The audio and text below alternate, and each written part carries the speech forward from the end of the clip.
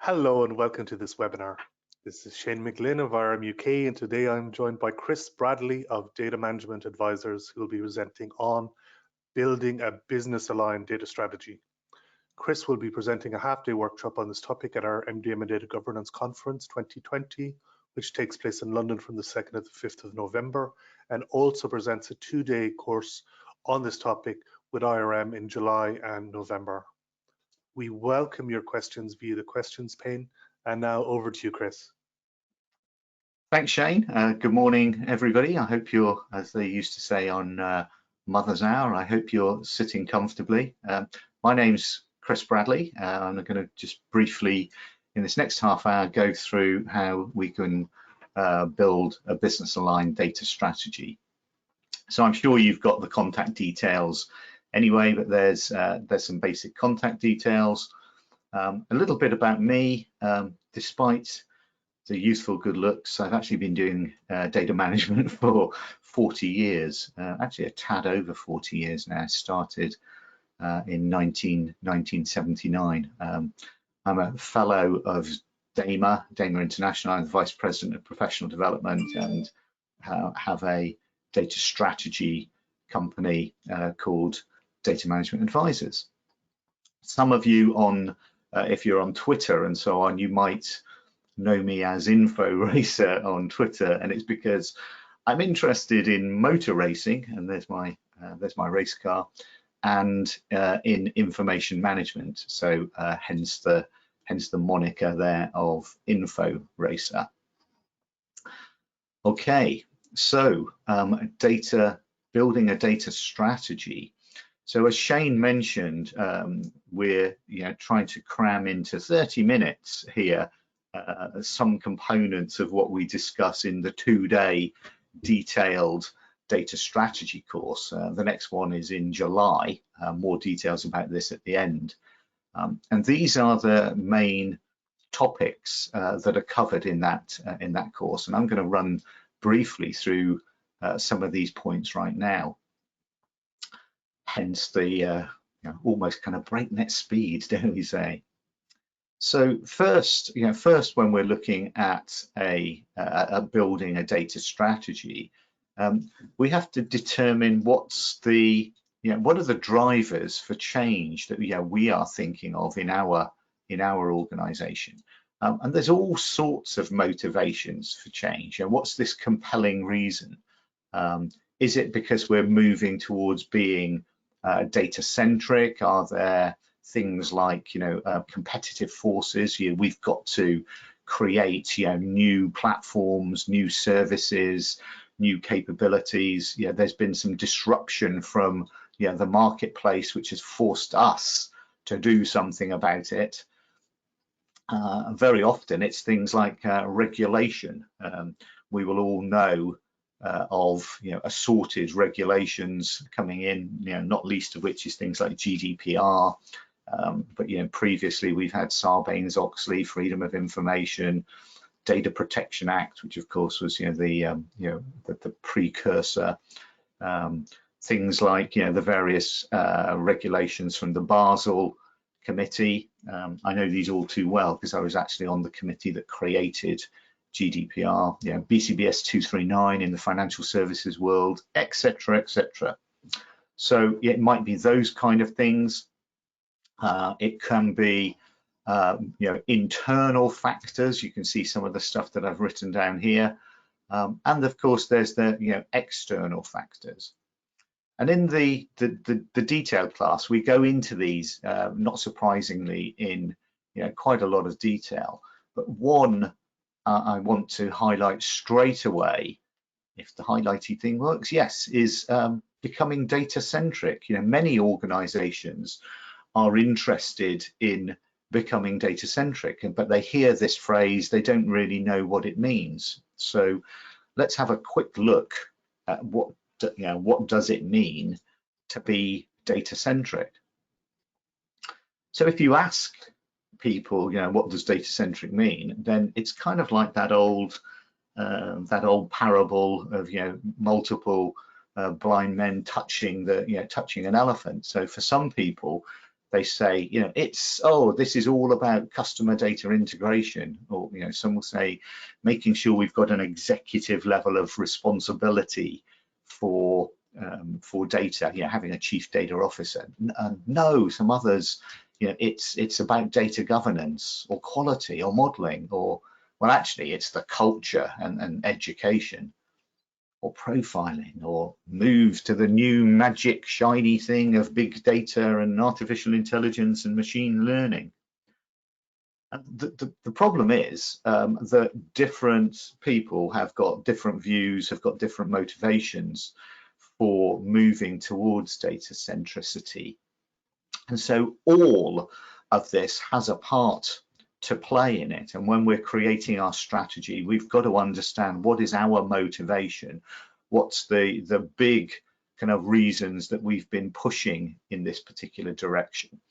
And that's one of the early steps in both building the strategy and in moving towards data centricity.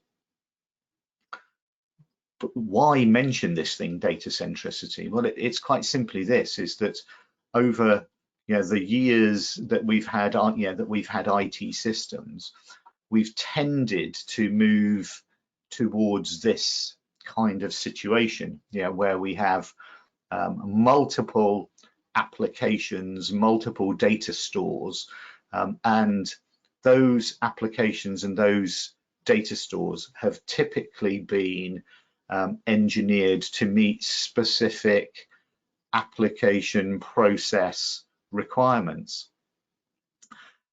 And bit by bit, we've evolved towards this, dare I say it, this kind of infrastructural mess. And the organizations have moved this way. And until we actually recognize this, and until we take action, we're just going to continue deteriorating. We're going to continue building solutions that are specific for one or two business areas.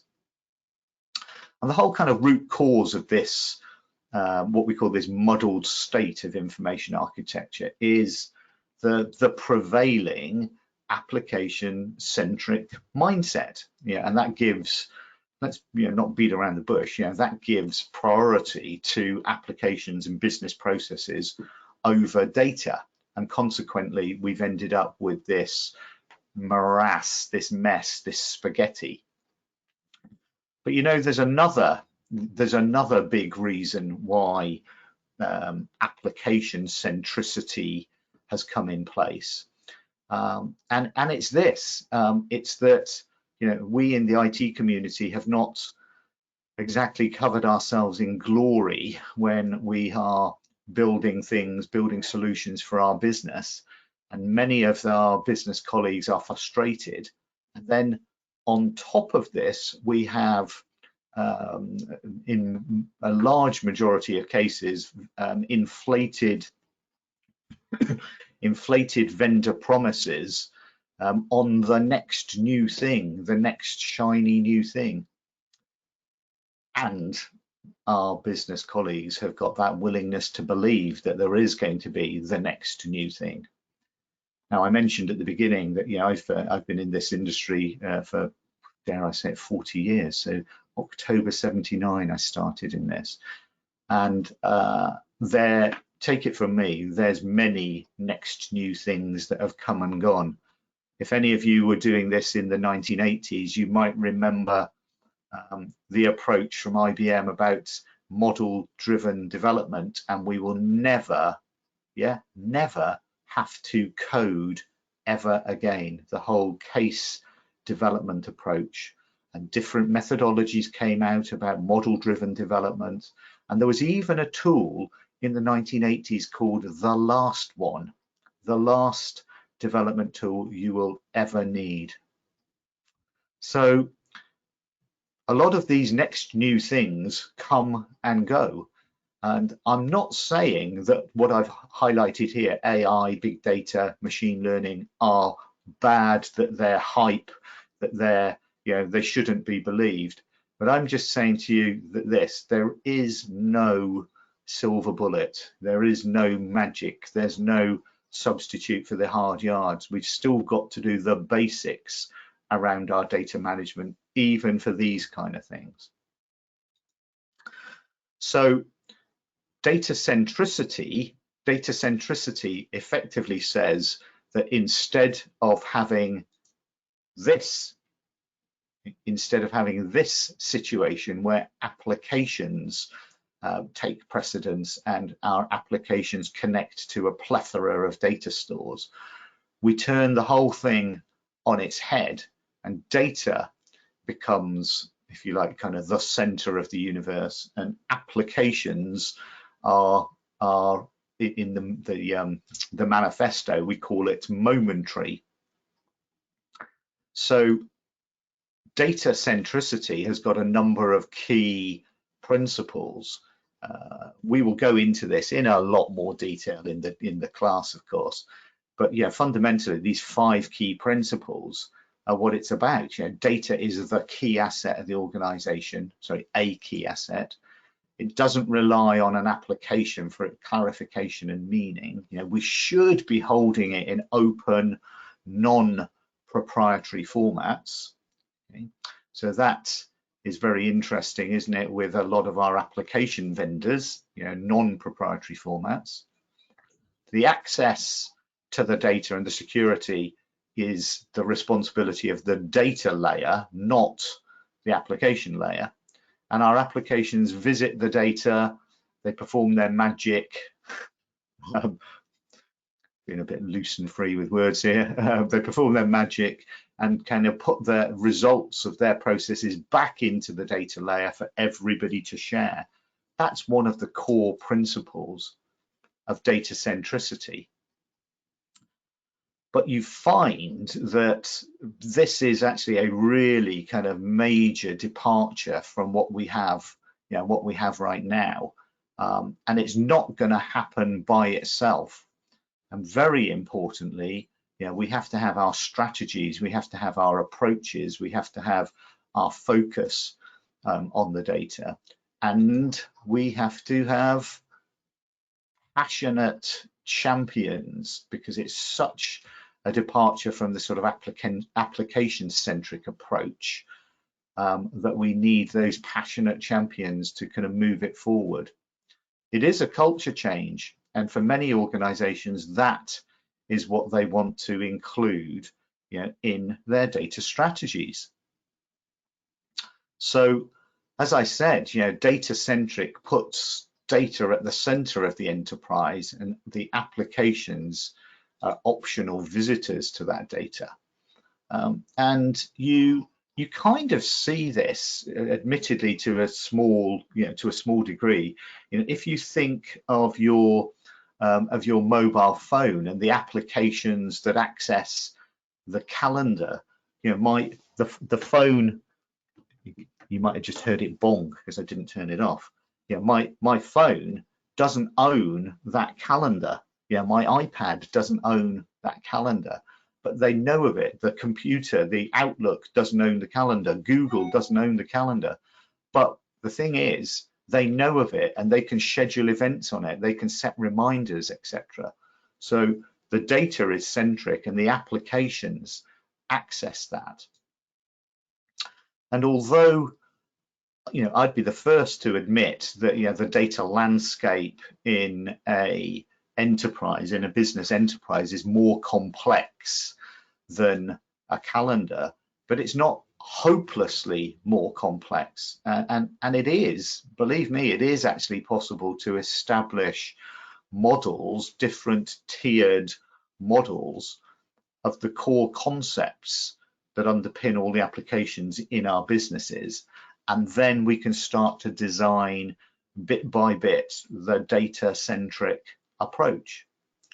And you know, we have actually, to a reasonable degree in industry, we have made a start on that.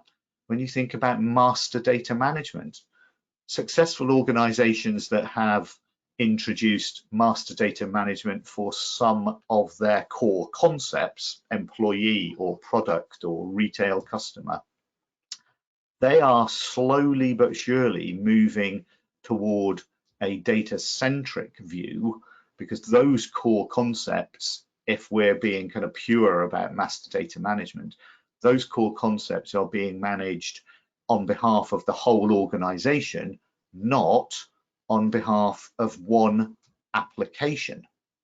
So whilst data-centric might seem wild and radical and new, it actually isn't hyper new, but moving just beyond master data management is really what we who are pushing the data-centric revolution are looking for.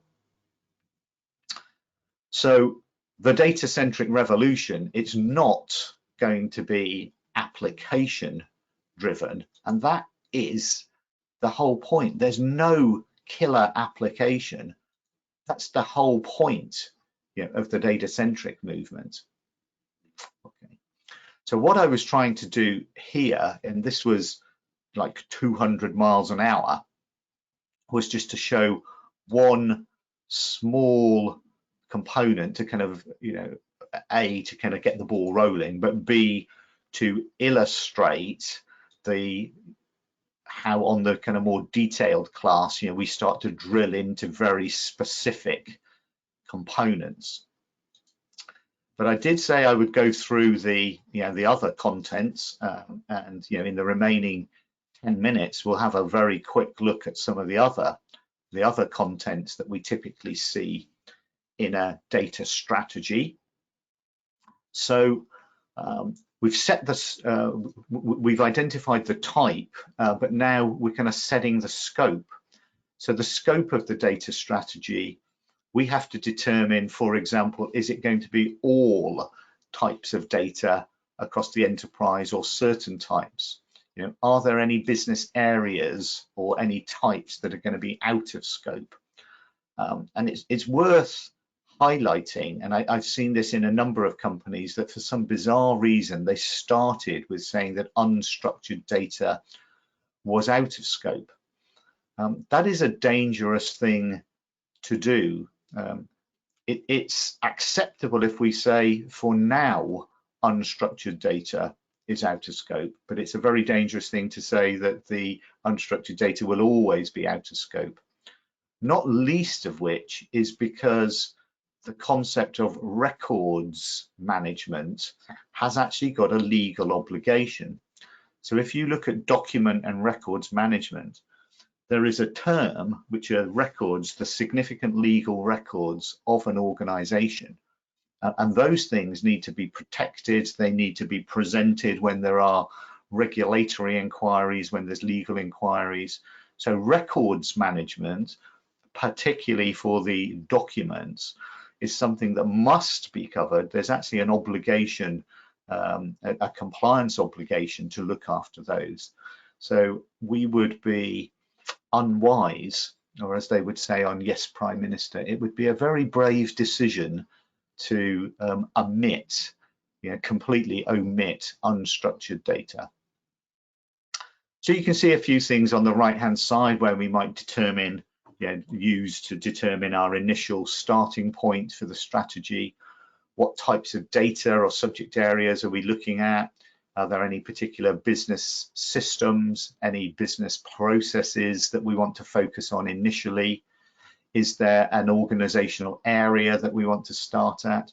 Or maybe we will start small with just a particular type of policy. And all of these are legitimate considerations for helping us set the scope of our data strategy. The next big thing, in terms of major topic in doing the strategy is some kind of baseline, some kind of maturity assessment, because I'm sure we all know that on any journey you've got to know where you are now as well as where you where you want to go to. And what that means quite simply is that we have to have some form of maturity assessment to be able to determine where we are now, what's the state of our organization in different types of data management disciplines, where we want to go to, what is our desired target, And from that, and later on, from that and some other investigations during the strategy, it will help us to determine the roadmap and the transition steps. So the key big components in a maturity assessment are the data management disciplines, and we've got just a little radar plot in the top right there of some of the different disciplines, where an organization is and what's their target state. And there's a large number of questions and interviews and workshops. And for most people, we kind of focus that on the disciplines that are in the DAMA DM book, the Data Management Body of Knowledge. Additionally, is the maturity of the organization enablers, the things that are not the data management disciplines, but people, technology, compliance, that kind of stuff. So we want to understand where we are in terms of those as well. The next major component in the strategy is establishing principles, policies, standards, and potentially kind of the metrics. So there's a hierarchy of all of this, and that's the diagram in the center. So a principle is kind of a theme or an enduring belief, and so when we create a principle that's said, for example, and I've got one up here, when we said data is an enterprise asset, well, what does that mean?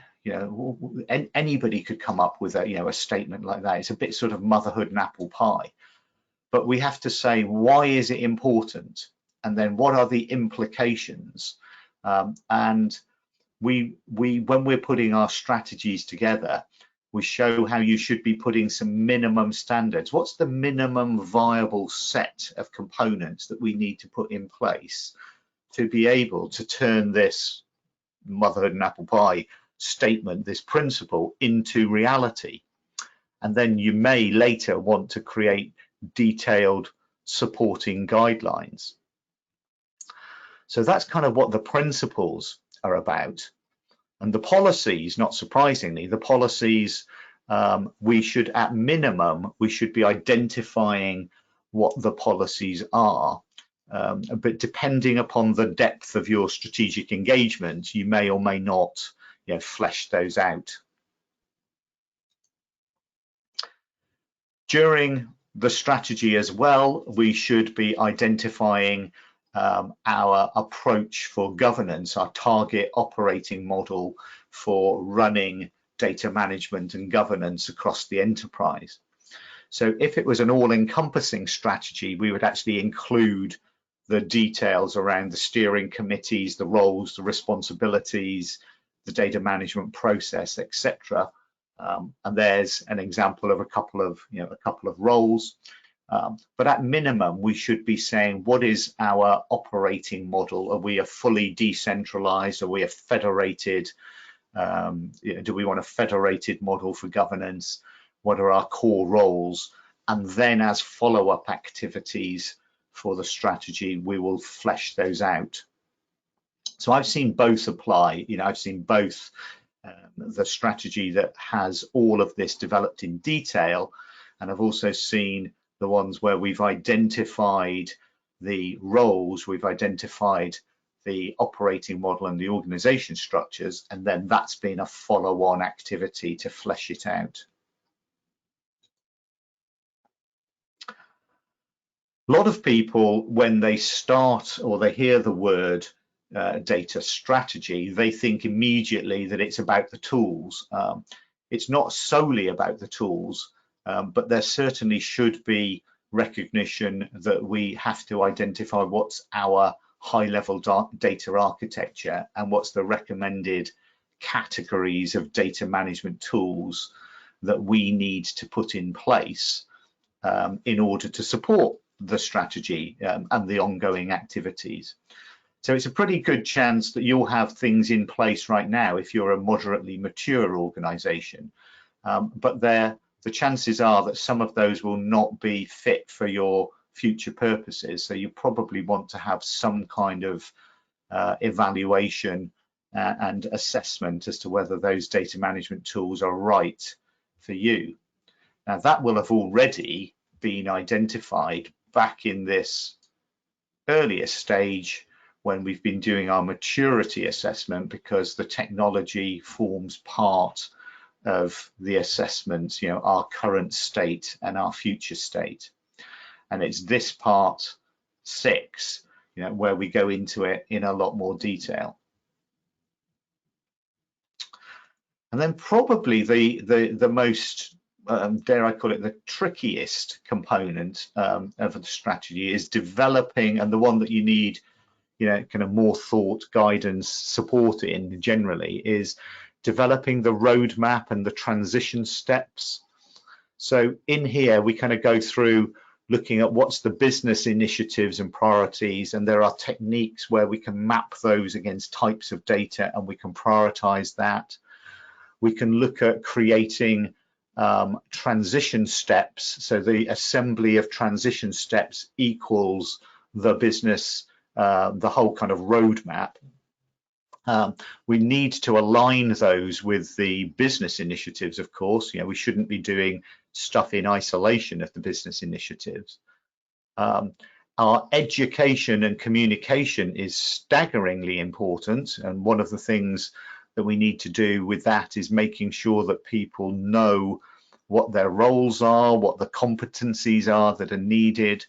And a thing I've just kind of highlighted here was an example from a customer where we created, for every role, we created a pocket guide. You know, if you're a data steward, these are the things you need to do. If you're a data owner, if you're a data custodian, if you're a data architect. So we had these pocket guides that supported the messaging, the education, the communication. And that thing, the communication and education, is critical. People underestimate how that is going to take place. And you may wish to consider what's the funding model, because many organizations live in the evil empire that is called project-based accounting. So we can't ignore the thorny question of how we're going to fund these data initiatives. And then last, but by no means least, there's a set, what I call kind of these additional activities, things that are complementary threads for the success of your overall strategy. There's going to be things like our competencies assessment, training program, identifying the owners and stewards, briefing them, very importantly, creating things like a conceptual data model, because that helps inform the rollout, that helps inform a lot of the strategic activities. And of course, as we've mentioned a couple of times, prioritizing the business areas for both data governance and for the implementation of the strategic activities. So that's actually my half hour to the minute is up. If you want to kind of have more than 30 minutes, but 2 days on this, the next time that we're running this, and I'm sure Shane will correct me if I'm wrong, we're running this live streaming in July, and then I think again later in the year, maybe face-to-face or live streaming again in the year. So without further ado, I'll pass back. My time is up. I'll pass it back to Shane. Over to you. Thank you very much, Chris. We have a few questions, please. So first question, if you had to prioritize the most important consideration for making a strategy successful, what would it be? Oh my goodness, there's a lot in there. So I would say, so when you see those when you see those programs about moving a house and they say, moving house, and they say location, location, location, I think what I would say is, have I got it? Where is it? Number 7. I'd say this one, communication. I'd say communication easily, communication plan, making sure that people, understand the message. Probably complementary would be education, but if I was forced, yeah, communication is your number one thing. Okay, hope that's at least I answered it. Thank you, Chris. One more, please. Yeah. Are there any tools to help in building a data strategy? Okay, in building a strategy, man, we're going to use lots of kind of consulting, quote unquote, consulting approaches, prioritization, maturity assessments. But I guess the question when it's saying tools is kind of thinking about technology, technology tools. Where did I have it on here?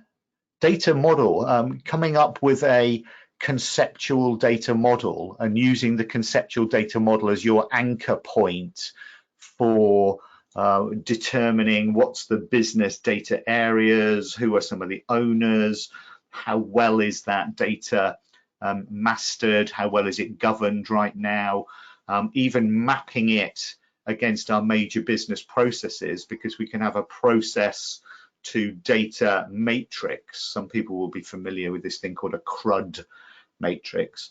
The data model is staggeringly useful. This isn't the physical design model, this is the business level conceptual data model. So yeah, I'd say that would be one of the very important tools that you could build and use. Thank you, Chris. We've got lots of questions, so I'll try just to select a few more. Okay. So here we go. Next one, please. Where does MDM fit into data strategy? Usually MDM is a multi-year project. Yes, so MDM, I'm sure everybody knows, it's master data management. So master data management is one of the, this will be one of the things that comes out of your strategy. You will probably have determined how good or bad or indifferent your approach is when you've done your maturity assessment, very early on. And so that maturity assessment, one of them, please tell me I actually did put it in there. Yeah, reference and master data management at about the 5 o'clock position on the radar chart. You would have determined how well you're addressing that, currently. But very importantly, the strategy will help you to identify which are the core areas, the data areas that need to be mastered in order to satisfy your business initiatives. And if you've done a process to data matrix, and if you have done investigation of what's the forthcoming, the most important, the kind of on the runway business initiatives, you'll end up with something that identifies that there's areas that have to be mastered. So without shadow of a doubt, one of the core initiatives that will emanate from the strategy and should appear in the roadmap is the introduction of master data management. And yeah, you're right, this is not a quick fix. So master data management and data governance are big, long programs. So you're not going to put that in 2 months flat. So it's an outcome, it's one of the core outcomes, but you jolly well need to assess where you are at the beginning of this. Thank you. Now, long question here, Chris. Thank you for this short but really great presentation. I understand that data shall remain somehow, at least conceptually, agnostic of any particular application. However, data does not exist outside of these applications. Does that mean to refer to the core business concepts you referred to, MDM solutions are in fact the most important applications supporting the business? So, dear Mr. or Mrs. MDM, clearly MDM is important, yeah, without a shadow of doubt, it is important. But I and several of us who've been around a long time would say data does exist outside of applications. Data Sometimes when applications have been dead, buried, disappeared, we still have that data archived. Data is more persistent than the application itself. I remember sitting in a presentation in 1981 where somebody was saying the king is dead, long live the king, and it was actually the king was a bit of data. Sorry, the king was an application, but the data is there, it is there and is used by multiple applications. The key thing about this sort of data-centric approach and saying we want to, in an ideal world, like with master data management, decouple it from specific applications is so that people can dive into it, they can use that data, they can repurpose it, they can consume it in a variety of applications without us making all of those compromises that you know and I know we do, that where it's been shoehorned into a specific format, a specific couple of fields just for the needs of the originating application, and then a little bit further down the track another application needs it, and then another application, and then another application, and this what started out as looking like well designed, nicely formatted, nicely controlled, ends up like Frankenstein's monster. So that's kind of what the data-centric approach is about. Master data management is a core way of starting that journey. It's not the only journey, however. Thank you, Chris. We've quite a few more questions, if that's okay with you. How hard is it to stack up a data-centric strategy for small businesses with a very low data maturity? It's hard. So data-centric, the data-centric approach isn't something that we're going to get in overnight. I remember I was in the oil and gas industry for years and years, and we talked about health and safety all the time. And in the very early days, people were a little bit sort of blasé, laissez-faire about health and safety. But then there were some pretty nasty accidents on rigs and so on.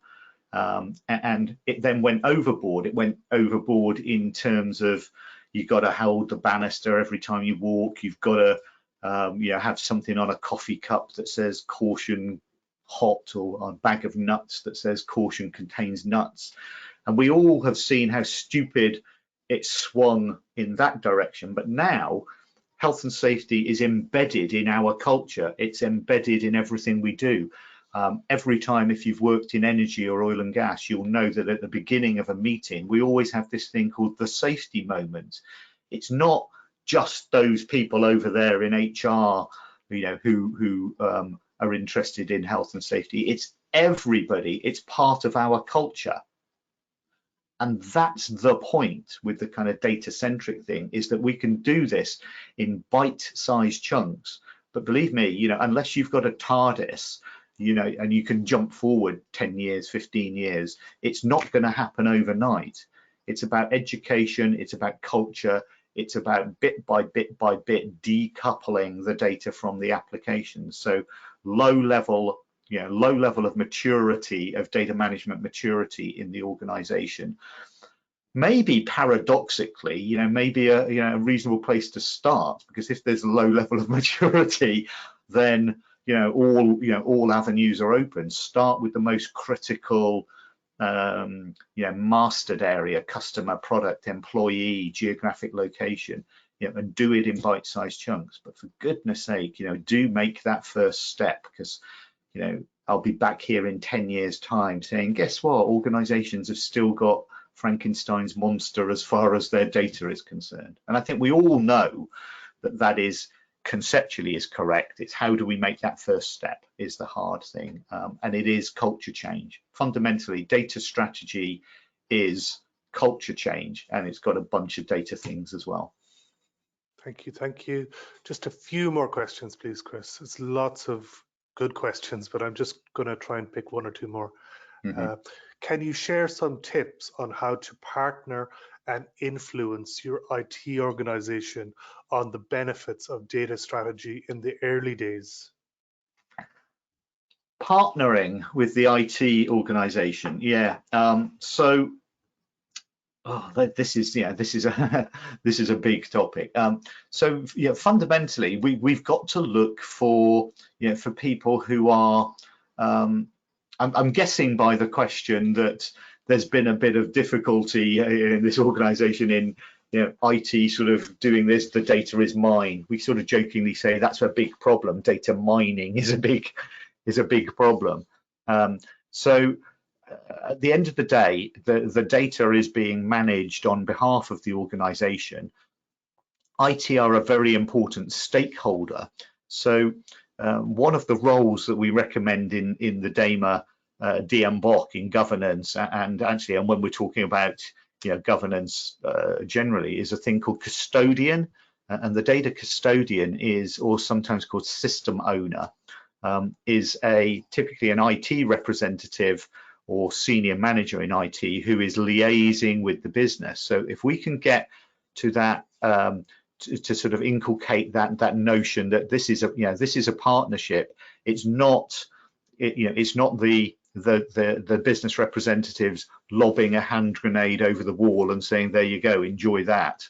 Or IT saying, we've got to do it this way, we've got to do it that way. This is all about a partnership and trying to engage people, have them involved in business discussions, have a business representative involved in some of those IT discussions, creating multidisciplinary teams. I've seen work extremely well, having things organized by business domain, and so you've kind of got domain architects rather than here's the IT on their own and there's business on their own, putting domain architects in the business. Those are some of the approaches that have worked, but fundamentally this is a kind of a people communication issue. Wonderful, thank you, Chris. One last question, please, because I'm conscious of the fact we have another webinar in like 16 minutes or something. Yeah, so, I need a drink. Me too. So what roles do I need to hire for in the early days of creating a data strategy? What roles do I need to hire? Okay. This is a very thorny question, because if we're creating the data strategy, one of the things coming out of the data strategy will be recommendations on the roles and the organization structure. So I'm not really sure if the question is, what do I need roles wise to create the strategy, or what are the early roles that will come out of the data strategy. So I'm going to assume I'm going to do the politicians thing and answer the question I want to answer, which is what good politicians do, isn't it? So typically coming out of the strategy are going to be roles that are pertaining to governance. So things like the data owners, the data stewards. Now, whether we hire those or we identify and appoint them internally is kind of a moot point. The best data stewards and the best data owners are found, not made. But for sure, in sort of the architecture side of things, we're going to need things like somebody who is looking at the overall data architecture and keeping the mappings up to date. We're going to need good data architects who are going to be placed in the different projects so that the cross organizational data considerations are not forgotten as soon as the strategy the strategy report has been issued. We're certainly going to need and back to the kind of owners and stewards, good data champions to constantly sort of evangelize and communicate. So I think those would be some of the very early ones. There may well be, of course, if one of the recommendations was around master data management, then we'd need people, to architect and lead and sort of project manage and lead the master data initiatives. So I'm afraid to a large degree the answer is the typical consultant's answer, it depends. Okay. Wonderful. Thank you to everyone who joined the webinar, but a special big thanks to you, Chris. Thank you very much. Thank you, and goodbye. Take care. Bye-bye.